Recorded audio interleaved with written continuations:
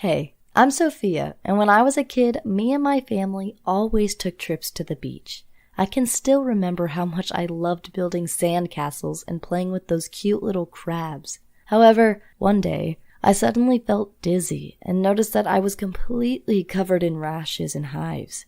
I got scared and ran to my mom to tell her that something was wrong. However, my throat was so swollen that I couldn't even speak. My parents saw that I was suffocating and rushed me to the hospital. Luckily, the doctors were able to save my life. But a few hours later, I got diagnosed with solar urticaria, or sun allergy. It means that whenever UV light rays hit my skin, I get rashes that burn like fire. To make things worse, my sun allergy is so extreme that I can't leave the house unless it's nighttime, or unless I'm wearing a big sweatshirt that covers all of my skin. You can imagine how my whole life changed in an instant.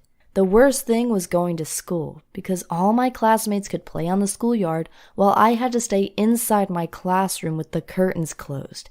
I felt so lonely, and I couldn't even go to the cafeteria to eat with my classmates because it had such big windows and no curtains. Suddenly, I was a complete loner without friends. I guess that's why I hated school, but life at home wasn't perfect either. I had to spend a lot of time with my evil brother. We hated each other, and he always told me that my sun allergy was ruining our family because we couldn't go camping or go to the beach anymore. I also had nightmares where I tried to run away from the sun, but it would follow me into our basement. Once the sun rays hit me, rashes would form on my arms, with blue slime coming out of them, and then I would slowly melt like a snowman on a beach. But most of the time I spent laying in bed crying and wondering if any guy would ever be willing to date a misfit like me. I was about to give up on life, but then my brother had his 13th birthday.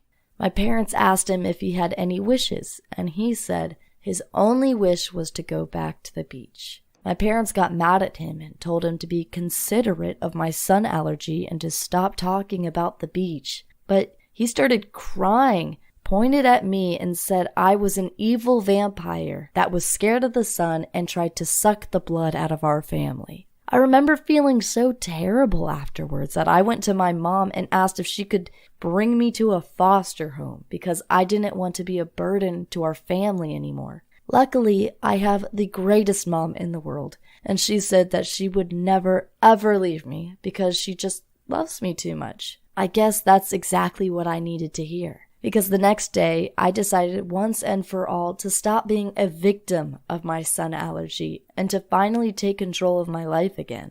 I joined an indoor hockey team to make new friends. I bought a telescope and took my family out to the beach and watched the stars at night. And I stopped thinking of my sun allergy as something bad that happened to me. And instead, I started to think of it as something good that happened for me and that made me become a stronger person. Now I'm in college and people here are much more understanding. Some even think it's cool that I have a sun allergy. And there was one cute guy who approached me and said he always wanted to date a good-looking vampire like me. And I've also decided that if I should ever get married, that it will be during a solar eclipse, because that would be so romantic.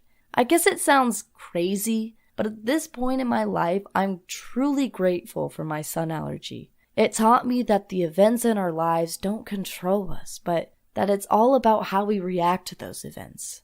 The first 2 years after I developed my sun allergy, I couldn't stop pitying myself, and I spent every night crying myself to sleep and wondering why life was so unfair to me. However, now I've realized that complaining about things you can't control doesn't make sense. It's a waste of time and energy. Instead, I try to only focus on those things that I do have control over, like studying for school or having a good time with my family, playing board games and making jokes. I just want to thank you for listening to my story. I hope you learned something from it.